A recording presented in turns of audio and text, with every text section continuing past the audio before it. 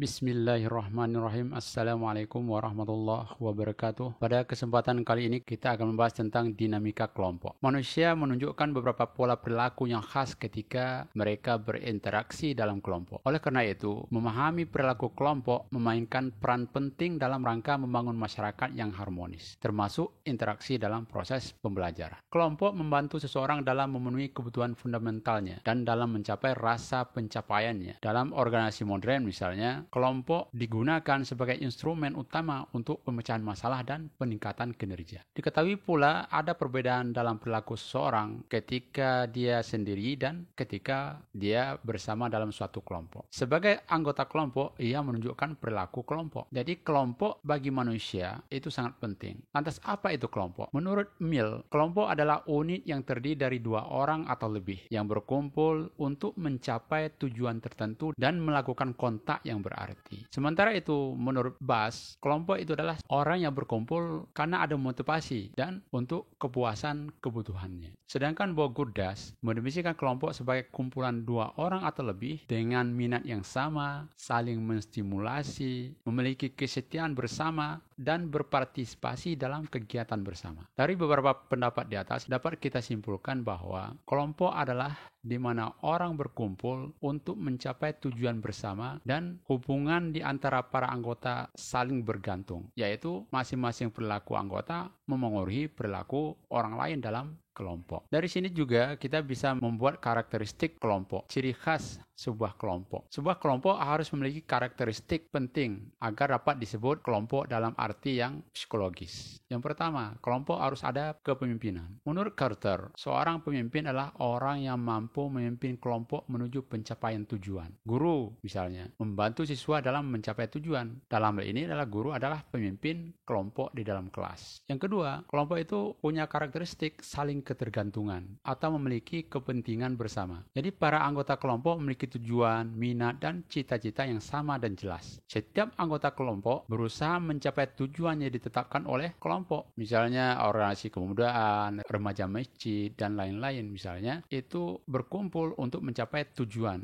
yang ditetapkan secara bersama. Ketika perilaku satu orang dalam satu kelompok itu mempengaruhi perilaku anggota yang lain. Dan dengan cara ini pula perilakunya sendiri dipengaruhi. Jadi jenis hubungan ini juga dikenal sebagai hubungan psikologis. Saling ketergantungan dan saling memengaruhi. Yang ketiga, karakteristik dari sebuah kelompok adalah kohesi, keesaan atau kesatuan. Ada rasa kesatuan dalam kelompok karena kesamaan minat tadi atau karena sama tujuan tadi. Seorang anggota memandang orang lain bagian dari dirinya. Dengan cara ini, perasaan yang baik, pengabdian, kesetiaan, penyesuaian, saran dan imitasi dikembangkan di antara anggota kelompok. Yang keempat adalah kesesuaian. Artinya mematuhi aturan yang ditetapkan dalam kelompok. Anggota kelompok harus mematuhi aturan yang ditetapkan oleh kelompok. Tindakan anggota kelompok dikontrol oleh kelompok. Jadi semua anggota kelompok mengikuti cita-cita dan tradisi kelompok. Itu yang keempat. Yang kelima, dalam sebuah kelompok itu ada struktur yang terorganisir. Setiap kelompok memiliki struktur yang terorganisir yang didefinisikan dengan baik. Misalnya kelas, ada struktur terorganisir yang homogen sehubungan dengan usia, subjek, dan lain-lain. Yang keenam, motivasi atau saling memiliki kewajiban. Tingkat motivasi yang ada di antara anggota kelompok harus sama. Ini adalah kekuatan yang membuat tidak hanya anggota kelompok bersatu, tetapi juga memberi mereka energi untuk mengembangkan kelompok mereka. Contoh, hubungan antara anak-anak dan orang tua dalam keluarga. Terlepas dari perbedaan, mereka memiliki tujuan, cita-cita, dan nilai-nilai umum tertentu. Jadi perasaan bahwa ini kita dikembangkan yang mengarah pada pengembangan afinitas atau simpati dalam kelompok. Di dalam kelompok juga dikembangkan nilai-nilai sosial. Sementara itu, seperti yang awal kita sampaikan bahwa yang akan kita bahas adalah dinamika kelompok.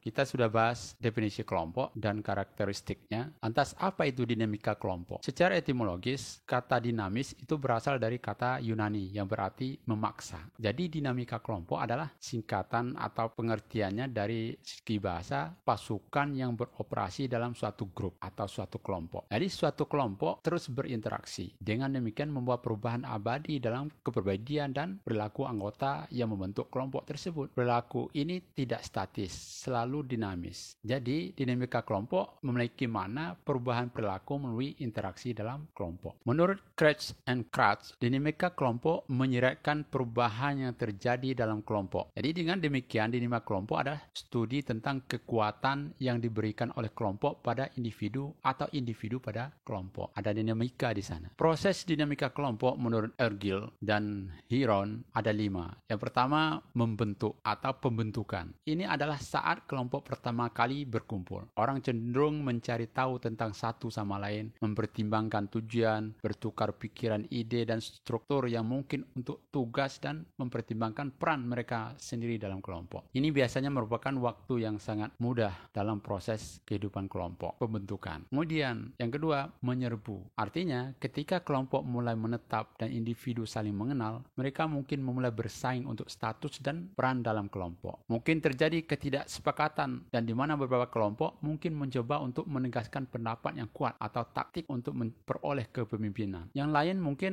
akan mendukung atau bersaing. Maka jika ketegangan tidak saling ditangani pada tahap ini, maka kondisi seperti ini akan mengganggu komunikasi dan kegiatan kelompok. Dan yang paling penting adalah untuk melewati langkah ini adalah saling menghormati antar peran anggota kelompok. Agar apa? Untuk mencapai tahap berikutnya. Jika ini bisa dilewati, maka akan melewati proses berikutnya, yaitu norming. Setelah tahap yang lebih tegang tadi berlalu, maka kelompok biasanya mulai menyelesaikan masalah karena anggota telah menemukan pendekatan umum untuk tugas yang semua setuju atau diterima. Ini adalah di mana konflik yang tidak tenang dapat menjadi masalah karena mereka mungkin akan terulang kembali. Maka perlu penetapan rencana aksi mulai muncul dan orang menemukan ruang untuk mulai mengerjakan tugas. Jika tahap kedua tadi bisa dilewati, maka muncul kesepakatan untuk menentukan tugas yang akan mereka lewati untuk mencapai tujuan dari sebuah kelompok. Kemudian action, pertunjukan. Tahap yang keempat. Ini adalah tahap di mana kelompok mencapai efisiensi optimal dan pekerjaan diselesaikan. Tugas-tugas diselesaikan. Pada tahap ini penting untuk mengetahui strategi kerja tim yang akan dikerjakan dan membawakan keahlian masing-masing anggota kelompok. Jadi pada tahap ini penting juga untuk mengetahui waktu yang dihabiskan untuk setiap tugas melalui buku harian misalnya, sehingga kemungkinan konflik tidak terulang kembali. Perlu pencatatan dalam setiap tugas. Tahap yang kelima, tahap penyesuaian. Setelah berhasil menyelesaikan tugas-tugas kelompok, meskipun dalam tahap tugas-tugas tadi terjadi konflik dan kita sering melihat anggota sedih untuk meninggalkan satu sama lain karena tugasnya sudah selesai. Disinilah rasa saling menghormati dan prestasi dirasakan paling signifikan. Seringkali terbentuk lagi kelompok-kelompok kecil atau melanjutkan kelompok yang telah terbentuk itu sampai mencapai tujuan yang digariskan atau dirumuskan di awal. Jadi ada 5 proses pembentukan kelompok. Kadang kelompok juga ada batas waktunya. Kelompok tugas misalnya, itu ada batas waktunya menyelesaikan tugas. Setelah selesai tugas, ada masa kesedihan di situ karena berpisah dari anggota-anggota lain. Kenapa kita bahas dinamika kelompok? Karena sangat penting dalam proses pembelajaran. Yang pertama, untuk meningkatkan perilaku siswa. Jadi dalam kelompok ruang kelas, siswa bersentuhan satu sama lain dan mendapatkan jenis pendidikan yang sesuai, yang sama. Maka dalam satu kelas, dinamika masing-masing kelas itu berbeda-beda. Yang kedua, untuk mengembangkan proses mental siswa. Digambarkan semacam pertukaran pemikiran itu berlangsung dalam kelompok kelas, di mana kegiatan intelektual seperti penalaran, memori, penilaian, membuat sebuah keputusan, pemikiran, dan imajinasi berkembang dalam kelas yang merupakan kelompok dan terjadi dinamika kelompok di sana. Yang ketiga, untuk mengembangkan perasaan berkorban.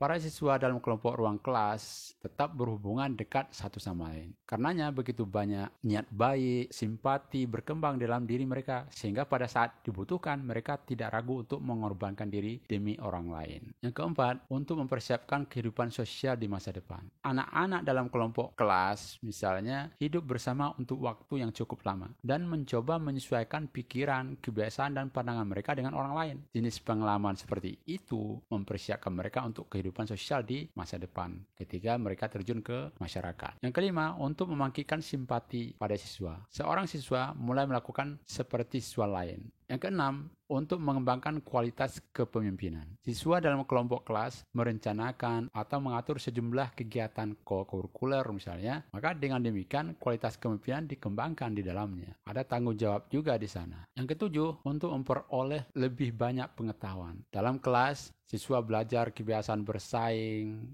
berkompetisi, meniru, dan mendapatkan inspirasi untuk memperoleh lebih banyak pengetahuan. Yang kedelapan, dengan dinamika kelompok, itu digunakan untuk mengembangkan perasaan kerjasama. Jadi guru mendorong semua anggota kelompok ruang kelas untuk bekerja sama, dan dengan demikian rasa kerjasama dikembangkan di dalam. Dan ini akan berguna ketika mereka terjun ke masyarakat. Dari pembahasan tentang dinamika kelompok, itu memunculkan pembelajaran atau teknik atau metode pembelajaran yang didasarkan pada kelompok, yang kita sebut juga dengan pembelajaran kooperatif. Jadi pembelajaran kooperatif adalah penggunaan instruksional kelompok kecil sehingga siswa bekerja bersama untuk memaksimalkan pembelajaran mereka sendiri dan juga satu sama lain. Anggota kelas diorganisasikan ke dalam kelompok-kelompok kecil setelah menerima instruksi dari guru. Mereka kemudian mengerjakan penugasan sampai semua anggota kelompok berhasil memahami dan menyelesaikannya. Upaya kooperasi menghasilkan peserta yang berjuang untuk saling menguntungkan sehingga anggota kelompok mendapat keuntungan dari upaya masing-masing. Beberapa contoh strategi pembelajaran kooperatif. Yang pertama, wawancara 3 langkah. Guru dapat meminta siswa untuk membaca materi yang diperlukan sebelumnya. Silakan membaca materi. Maka langkah pertama yang dilakukan adalah seorang siswa mewawancarai yang lain telah ditentukan pasangannya dan waktunya. Misalnya, untuk mempelajari topik belajar. Pertanyaan-pertanyaan berikut mungkin ditanyakan, apa yang dimaksud dengan belajar, kapan pembelajaran terjadi, berikan contoh kapan pembelajaran tidak terjadi, aktivitas-aktivitas belajar, dan lain sebagainya. Jadi siswa menanyakan pada temannya. Masuk ke langkah kedua dalam strategi ini, wawancara 3 langkah ini, yaitu kedua pasangan tadi kemudian membalikkan peran dan melakukan wawancara lagi. Pertanyaan yang sama atau jenis pertanyaan serupa dapat digunakan. Artinya, yang ditanya berbalik menanya pada yang bertanya. Setelah selesai langkah kedua, maka masuk ke langkah terakhir, yaitu langkah ketiga. Dalam kelompok pembelajaran yang terdiri dari 2 pasangan tadi, siswa kemudian berbagi informasi atau wawasannya didapat dari wawancara berpasangan tadi. Ini strategi wawancara 3 langkah. Ada juga contoh yang lain adalah roundtable. Roundtable adalah pembelajaran kooperatif yang berguna untuk brainstorming, mengulas atau mempraktikkan keterampilan dengan menggunakan selembar kertas dan pena untuk setiap kelompok pembelajaran. Siswa dalam kelompok pada gilirannya menanggapi pertanyaan atau masalah dengan menyatakan ide-ide mereka secara keras ketika mereka menuliskannya di atas kertas. Jika pikiran mereka macet, mereka diizinkan untuk mengatakan pas. Dengan demikian, hampir ada partisipasi universal dalam roundtable. Siswa misalnya dapat mengidentifikasi karakteristik kepemimpinan yang efektif atau atribut tindakan terorisme seperti topik yang dibahas oleh guru misalnya. Kemudian membandingkan daftar yang dibuat siswa dengan daftar para pakar, para ahli. Jadi dalam roundtable ini beberapa jawaban mendorong kreativitas dan pemikiran yang lebih dalam. Strategi yang lain, think, pour, share. Think itu berkaitan dengan pikiran. Jadi dalam kegiatan ini guru mengajukan pertanyaan. Maka lebih disukai pertanyaan yang berkaitan dengan analisis, evaluasi atau sintesis. Memberi siswa waktu 30 detik atau lebih untuk memikirkan tanggapan yang sesuai. Juga bisa siswa diminta untuk menulis tanggapan mereka. Setelah membuat tanggapan, maka siswa diminta untuk beralih ke temannya dan membagikan tanggapan mereka terhadap pertanyaan tadi. Kemudian pada tahap berikutnya, tahap terakhir adalah respon siswa dapat dibagikan dalam kelompok kelas dengan kelompok yang lebih besar atau dengan seluruh kelas selama diskusi lanjutan. Ini namanya think, pour, share. Membagikan pemikiran atau tanggapan yang berkenaan dengan pertanyaan yang sudah diajukan oleh guru. Contoh strategi pembelajaran yang lain berkaitan dengan pembelajaran kooperatif ini adalah jigsaw. Jadi para siswa di kelas dibagi menjadi kelompok-kelompok kecil, masing-masing 5 atau 6 siswa. Misalnya tugas mereka adalah belajar tentang perang Badar. Dalam satu kelompok jigsaw, A bertanggung jawab untuk meneliti bagaimana terjadinya perang Badar itu. Kemudian si B ditugaskan untuk meneliti bagaimana kondisi pasukan kaum kafir Quraisy misal. Dan yang lain si C diminta untuk meneliti tentang kondisi pasukan kaum muslimin. Dan akhirnya setiap siswa akan kembali ke kelompok jigsawnya dan akan mencoba menyajikan laporan yang terorganisir dengan baik kepada kelompok. Jadi situasi ini terstruktur secara khusus sehingga satu-satunya akses yang dimiliki anggota kelompok adalah penugasan lainnya dengan mendengarkan dengan cermat laporan dari orang yang membaca. Jadi ada tugas-tugas membaca, maka yang lain harus mendengarkan secara seksama apa yang disampaikan oleh anggota yang ditugaskan untuk membaca tadi. Dan banyak lagi contoh-contoh strategi pembelajaran yang berkaitan dengan pembelajaran kooperatif. Kita kenal juga dengan diskusi kelompok. Diskusi kelompok adalah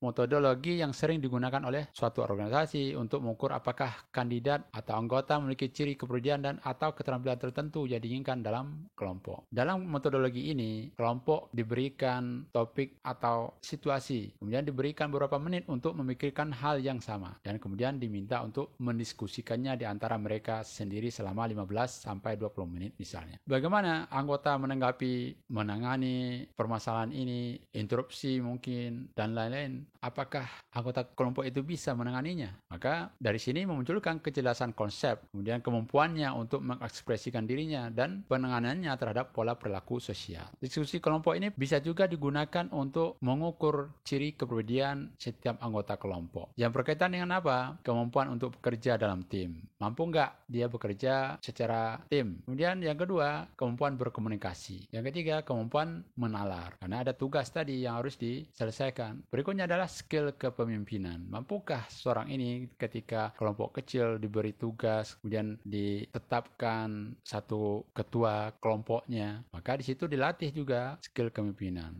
Dan mampu nggak dia? Di sini juga bisa dilihat dalam diskusi kelompok. Inisiatif juga bisa dilihat dari diskusi kelompok. Dan berikutnya adalah ketegasan. Ciri kepribadian ketegasan ini juga bisa dilihat di dalam proses diskusi kelompok. Kemudian juga ada fleksibilitas di sana, kreativitas. Yang terakhir adalah kemampuan untuk berpikir secara mandiri. Walaupun di kondisi diskusi kelompok, masing-masing berpikir tentang apa yang ditugaskan. Kemudian bekerja sama untuk menyelesaikan tugas-tugas tersebut. Sekolah sangat sering menggunakan teknik diskusi kelompok ini. Dan di sini seorang guru bisa menggunakannya untuk mengklarifikasi konsep dan juga untuk memberikan keterampilan sosial yang penting bagi siswa. Diskusi semacam itu dapat diadakan dalam kelas itu sendiri dan metode pembelajaran ini membantu dalam meningkatkan keterampilan komunikasi siswa dan keterampilan lain untuk pengembangan kepribadian seperti memeriksa bagaimana seseorang berperilaku, berpartisipasi dan berkontribusi dalam suatu kelompok, seberapa penting yang diberikan seorang anak kepada kelompok secara kolektif, kemudian seberapa baik seseorang mendengarkan sudut pandang orang lain, dan seberapa terbuka pikiran seseorang dalam menerima pandangan yang bertentangan dengan pandangannya sendiri. Jadi guru bisa melihat diskusi kelompok itu hal-hal seperti yang kita sampaikan tadi. Sampai di sini penjelasan tentang dinamika kelompok. Terima kasih. Mohon maaf. Assalamualaikum warahmatullahi wabarakatuh.